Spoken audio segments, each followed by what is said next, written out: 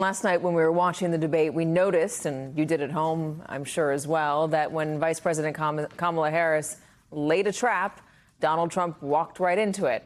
David Frum of The Atlantic writes of last night's debate that the mission was clear. Harris debate prep seemed to have concentrated on psychology as much as on policy to trigger a meltdown. Take a look.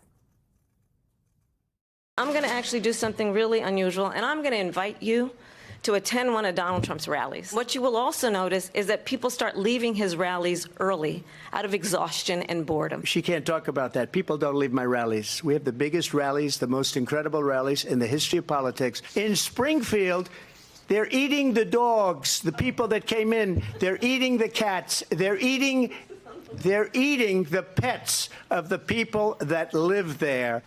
You talk about extreme. Crime here is up and through the roof. Despite their fraudulent statements that they made, crime in this country is through the roof. Well, I think this is so rich, coming from someone who has been prosecuted for national security crimes, economic crimes, election interference, has been found liable for sexual assault, and his next big court appearance is in November at his own criminal sentencing. The values I bring to the importance of home ownership, knowing not everybody got handed $400 million on a silver platter and then filed bankruptcy 6 times. Well, first of all, I wasn't given $400 million. I wish I was. I know Zelensky very well, and I know Putin very well. I have a good relationship, and they respect your president, okay? They respect me. They don't respect Biden. How would you respect him? It's important to remind the former president you're not running against Joe Biden, you're running against me. I believe the reason that Donald Trump says that this war would be over within 24 hours is because he would just give it up for the sake of favor and what you think is a friendship with what is known to be a dictator who would eat you for lunch. All right, joining us, senior editor for The Atlantic and former Bush economics speechwriter, David Frum. So, David, what did you see last night? I saw a woman who came onto that stage with one mission: make this guy lose his cool. And an adversary who knew that that would be the mission and who knew that his mission was keep his cool. She succeeded. He failed. And so you've had this very interesting conversation just now in the previous segment about the economy, about issues, all of which, of course, are tremendously important. But what people who watch that debate and who maybe don't pay obsessive attention to politics saw was a former president, a man now nearing 80, who just completely lost his composure and looked scary and rattled and frankly demented a lot of the time with his cats and dogs and the immigrants eating them, the pets in the park. And looked and saw, on the other hand, someone who looked composed and amused and who never got upset. There was also another moment, and we played it a little bit earlier. This is Donald Trump refusing to say he had any regrets on January 6th, that he wouldn't do anything differently when given the opportunity a couple times. There was also him continuing to say that the 2020 election was stolen, that there was fraud, even when he was fact-checked by David Muir, saying that they brought a whole host of lawsuits. Trump tried to deflect and said he had no standing, and that was the problem. That's not true. There was no fraud. There was no proof to present to the courts. That's why those cases didn't go anywhere. And it brings me back to what you wrote months ago about debating Donald Trump. This is a man who's denying what happened in 2020, denying an election, and thereby denying democracy.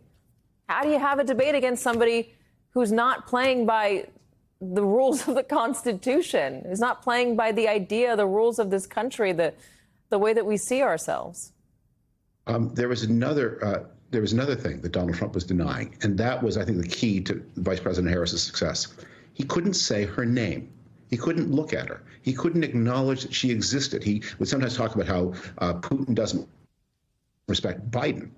But he could never say, he's not running against Biden, as the vice president pointed out. He's running against the vice president. And he couldn't look at her. He couldn't face her. Now, I don't want to go amateur psychologist here. Well, yes, I do. What people with narcissistic personality disorder cannot cope with is narcissistic injury. And the way they cope with it is by pretending the injury didn't happen and the person who inflicted the injury didn't exist. And so the more she beat him down, the more he could not acknowledge that she was there at all. And that translated into a kind of personal disrespect that I suspect many women who watched the debate noticed. At first, maybe in a kind of subliminal way, and then it became more and more inescapable. But it also showed he was just out of control of himself, that she was mastering him. And he coped with that by pretending she wasn't there. He couldn't say her name. She was just a set of pronouns: she, her, you. We just saw Harris, Vice President Harris, getting off her plane. We think it's at Joint Base Andrews. There's another image. This just came to us a moment ago, and I'm going to walk us all through it. So this is new to me as well, David. This is President Biden at Shanksville, the memorial site for those who died on 9/11. And he gave a hat to a Trump supporter, saying that the country needs to get back to the bipartisan unity after 9/11. So the Trump supporter took the hat and then said, in that same spirit, you should put on this hat. And Donald Trump briefly wore, as you can see in this photo, the Trump hat. I imagine Donald Trump will, or he already is using it. He's using Trump War Room and tweeting that out. The gesture there was meant to show that we can get along despite our partisan differences. And Harris went at that last night as well. She would look at Donald Trump after he went on a rant about, eating pets or how terrible this country is. It's going to hell. And she said, we're better than this. We can move past it. We can come together again. We can respect each other as neighbors. We don't need to go back to all of the hate that he's pitching the American public once again. So when you see that image of President Biden, I guess, what do you think? Look, Vice President Harris heads a coalition that now spans the range from Bernie Sanders to Dick Cheney. That's a lot of territory. And probably the people in that coalition may not agree on very much. But at least they agree on how things should be discussed, how things should be decided. What are the rules of the game?